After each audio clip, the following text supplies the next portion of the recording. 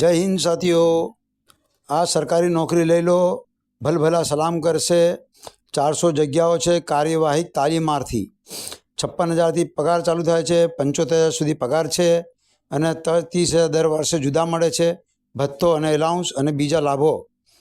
અને NPCIL recruitment છે। Nuclear પાવરમાં સાયન્ટિફિકમાં જોબ છે। કુલ પદ 400 જગ્યાઓ છે। 6 પ્રકારના એન્જિનિયરો જોઈએ। મંથલી 75,000 સુધી સ્ટાઇપેન્ડ છે અને 30,000 એક વારના એલાઉન્સ છે। આગળ વધીએ આપણે। અહીંયા બતાવવામાં આવ્યું છે mechanical engineer 150, electrical engineer 80, chemical engineer 80, electrical engineer 45, civil engineer 45, instrument engineer 20 છે। હવે એનાથી ઓર આગળ વધીએ। જનરલમાં 25 વર્ષની ઉંમર છે, OBCમાં 29 અને SC/STમાં 31 છે અને ફીસ છે ₹500 જનરલ, OBC EWS માટે ને SC/ST PWD અને ફિમેલ માટે ફીમાં માફી છે, કોઈ ફી ભરવાની નથી એમનામાં। હવે આ પેજ જોઈએ તો આગળ વધીએ। આપણે વેબસાઇટ ઉપર જઈશું તો અહીંયા નાખીશું NPCIL નોટિફિકેશન 25 એટલે આ પેજ ઓપન થઈ જશે વેબસાઇટનો। આમે તમે જોઈ શકો છો અહીંયા એક નોટિફિકેશન લિંક આપેલી છે। એ લિંકમાં આપણે જઈએ। અહીંયા બતાવવામાં આવ્યું છે, આખી વેબસાઇટ ખુલી ગઈ। આની ઓરિજિનલ વેબસાઇટ છે, એમાં પણ બધી ડિટેલ આપેલી છે, કેટલીક પ્રકારના એન્જિનિયર કેટલા જોઈએ છે। હવે આગળ આવીશું આપણે અને આગળ આવીને આપણને હવે જો તમારે અંદર જવું હોય તો પહેલાં સાઇનઅપ કરી શકો છો। સાઇનઅપ કરીને એપ્લાય કરી શકો છો। એની પહેલાં પૂરો વિડીયો જોઈ લો, જેની અંદર મેં નોટિફિકેશન આપી છે અને ડિટેલ આપેલી છે। અહીંયા લાઇન નંબર 2માં આપણે લિંક કરી અને ઓપન કર્યું।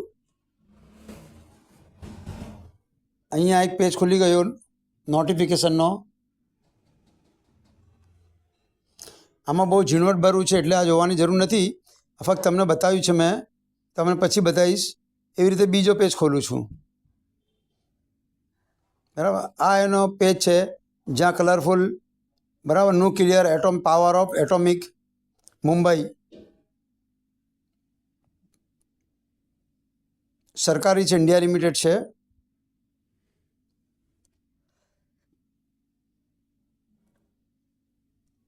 આ રીતે આપણને નોટિફિકેશન છે। એ આખી નોટિફિકેશન તમને બતાવી દઉં છું કેવી રીતે જોવાનું છે ને કેવી રીતે એપ્લાય કરવાનું છે। બહુ આસાન છે, બહુ હાર્ડ નથી। હવે અહીંયા આવીને આપણે આગળ વધીએ।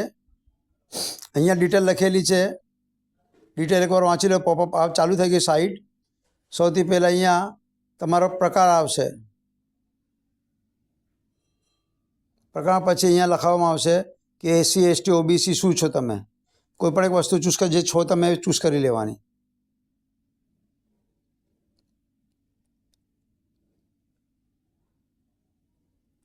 એ એક કેટેગરી ચૂઝ કરી લેવાની તમારે। અહીંયા હેન્ડીકેપ તો યસ ને, હેન્ડીકેપ ના હોય તો ન લખી દેવાનું। મેં યસ લખ્યું એટલે નવી કેટેગરી ખુલી જશે, પછી જેટલી બધી હશે એટલી। ડીફ છો, ડમ છો, હેન્ડીકેપ છો, એ બધું ના લખશો તો આ ખુલી જશે।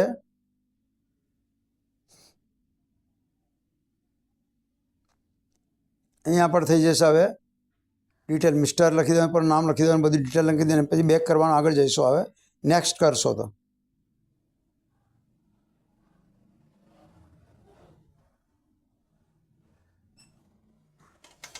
આગળ જઈશું આપણે। તો રીતે ફોર્મ ભરી જશે। Thank you very much.